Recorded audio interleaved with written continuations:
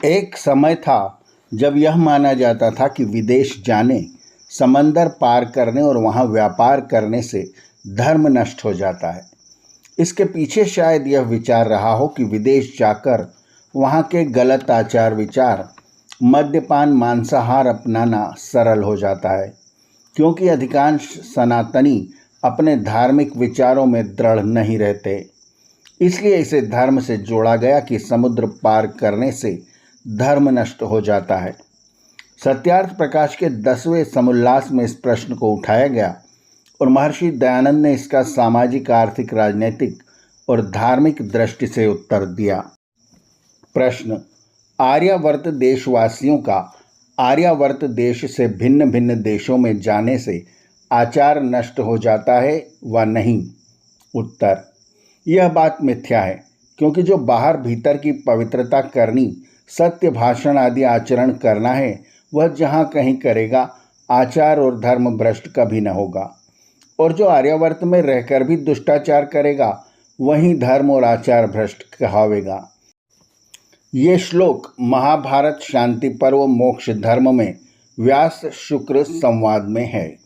Marrow हरिश्च द्वैवर्षे वर्ष हैमवतम ततः क्रमेणैव व्यतिक्रम्य भारतवर्षमासदत् सदेशान विविधान पश्यश्चीनहूण निषेवितान्।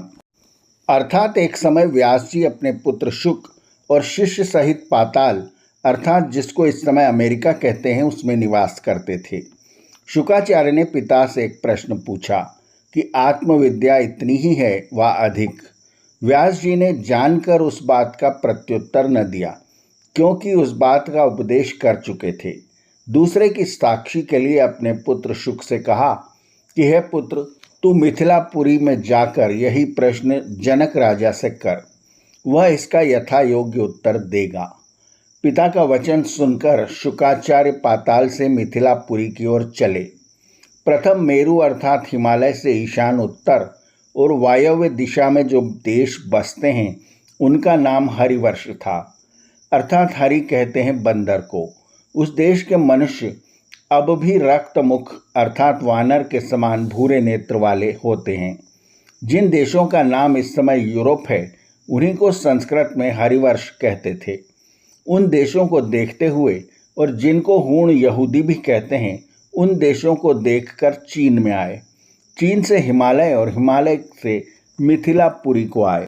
और श्री कृष्ण तथा अर्जुन पाताल में अश्वतरी अर्थात जिसको अग्नियान नौका कहते हैं, पर बैठ के पाताल में जाके महाराजा युधिष्ठिर के यज्ञ में उद्दालक ऋषि को लेकर आए थे। धृतराष्ट्र का विवाह गांधार जिसको कंधार कहते हैं, वहीं की राजपुत्री से हुआ। माद्री पांडु की स्त्री ईरान के राजा की कन्या थी। और अर्जुन का विवाह पाताल में जिसको अमेरिका कहते हैं, वहाँ के राजा की लड़की उलोपी के साथ हुआ था। जो देश देशांतर द्वीप द्वीपांतर में न जाते होते तो ये सब बातें क्यों कर हो सकती। मनुस्मृति में जो समुद्र में जाने वाली नौका पर कर लेना लिखा है, वह भी आर्यावर्त से द्वीपांतर में जाने के कारण है। और जब महाराजा युधिष्ठिर ने राजसूय यज्ञ किया था, उसमें सब भूगोल के राजाओं को बुलाने का निमंत्रण देने के लिए भीम, अर्जुन, नकुल और सहदेव चारों दिशाओं में गए थे। जो दोष मानते होते तो कभी न जाते। सो प्रथम आर्यावर्त देशीय लोग व्यापार, राजकार और भ्रमण के लिए सब भूगोल में घूमते थे। और जो आजकल छूतछात और धर्म नष्ट होने की शंका है, वह केवल मूर्खों के बहकाने और अज्ञान बढ़ने से है।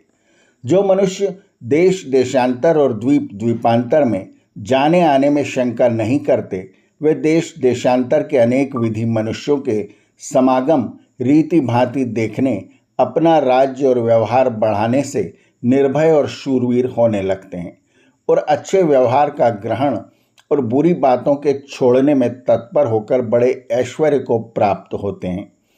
सज्जन लोगों को राग, द्वेष, अन्याय, मिथ्या भाषण आदि दोषों को छोड़ निर्वैर, प्रीति, परोपकार, सज्जनता आदि का धारण करना उत्तम आचार है। और यह भी समझ लें कि धर्म हमारे आत्मा और कर्तव्य के साथ है। जब हम अच्छे काम करते हैं तो हमको देश देशांतर और द्वीप द्वीपांतर जाने में कुछ भी दोष नहीं लगता। दोष तो पाप के काम करने में लगते हैं। हाँ, इतना अवश्य चाहिए कि वेदोक्त धर्म का निश्चय और पाखंड मत का खंडन करना अवश्य सीख लें, जिससे कोई हमको झूठा निश्चय न करा सके। क्या बिना देश देशांतर और द्वीप द्वीपांतर में राज्य या व्यापार किए स्वदेश की उन्नति कभी हो सकती है? जब स्वदेशी में स्वदेशी लोग व्यवहार करते और परदेशी स्वदेश में व्यवहार व राज्य करें तो बिना दारिद्र्य और दुख के दूसरा कुछ भी नहीं हो सकता। पाखंडी लोग यह समझते हैं कि जो हम इनको विद्या पढ़ावेंगे और देश देशांतर में जाने की आज्ञा देवेंगे तो ये बुद्धिमान होकर हमारे पाखंड जाल में न फंसने से हमारी प्रतिष्ठा और जीविका नष्ट हो जाएगी। इसलिए भोजन आदि में बखेड़ा डालते हैं कि वे दूसरे देश में न जा सकें। उत्तर से स्पष्ट है कि ऋषि दयानंद की सोच प्रगतिशील और उनके समय की दृष्टि से आधुनिक थी। वे यह भी सिद्ध करते हैं कि प्राचीन समय में आर्य देश देशांतर की यात्रा, व्यापार और विद्या अध्ययन किया करते थे। इसलिए यह मानना मूर्खता के सिवा कुछ भी नहीं कि परदेश या विदेश में जाने से आचार या धर्म नष्ट हो जाता है। आर्यावर्त की कहानियाँ चैनल को सब्सक्राइब करें और बेल आइकन के बटन को दबाएं, ताकि हम जब नया वीडियो लेकर आएं तो उसकी सूचना आपको तुरंत मिल जाए। धन्यवाद। नमस्ते।